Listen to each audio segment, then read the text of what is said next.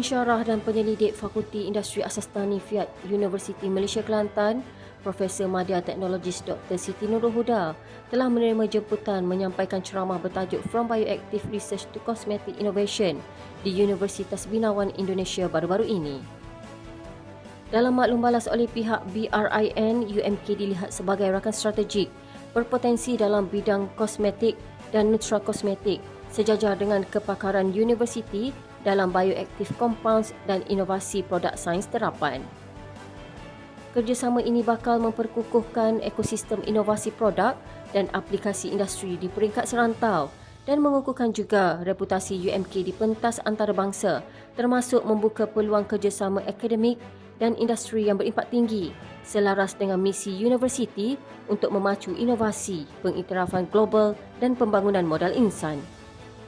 Universiti Malaysia Kelantan UMK melalui Fakulti Keusahawanan dan Perniagaan FKP telah mengajukan program Accountant Back to Nature at UMK Trace membabitkan seramai 59 pelajar ijazah sarjana muda perakaunan tahun 3 di UMK Tropical Rainforest Research Centre UMK Trace Pulau Banding Creek, Perak Darul Rizwan. Penganjuran program ini adalah selari dengan aspirasi Naib Chancellor UMK, Profesor Datuk Insinyur Teknologis Dr. Arham Abdullah, iaitu pendekatan pembelajaran berasaskan pengalaman yang diterapkan dalam program ini yang bertujuan untuk melahirkan graduan holistik dan berdaya saing. UMK mengambil inisiatif dengan menyediakan sarapan percuma kepada pelajar pada hari pertama menduduki peperiksaan akhir semester September sesi 2026 di Dewan Keusahawanan UMK Kampus Kota Pengkalan Cepa Kelantan. Sumbangan berupa 700 pek roti dan minuman itu diedarkan sendiri oleh Naib Chancellor UMK, Datuk Profesor Insinyur Teknologis Dr. Arham Abdullah melalui program Setulus Kasih UMK, anjuran bahagian kebajikan dan tata tertib pelajar, Pejabat Timbalan Naib Chancellor Haiwan Pelajar dan Alumni dengan kerjasama Majlis Perwakilan Pelajar UMK.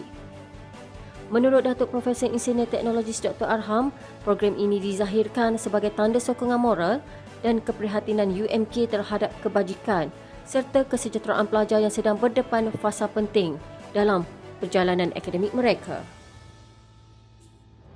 Universiti Malaysia Kelantan UMK menerima lawatan kerja timbalan Ketua Setiausaha TKSU, Pengurusan dan Pembangunan, Kementerian Pendidikan Tinggi yang berbahagia Datuk Teknologis Dr. Muhammad Nur Azman bin Hassan di Pejabat Naib Chancellor UMK Bachok Kelantan.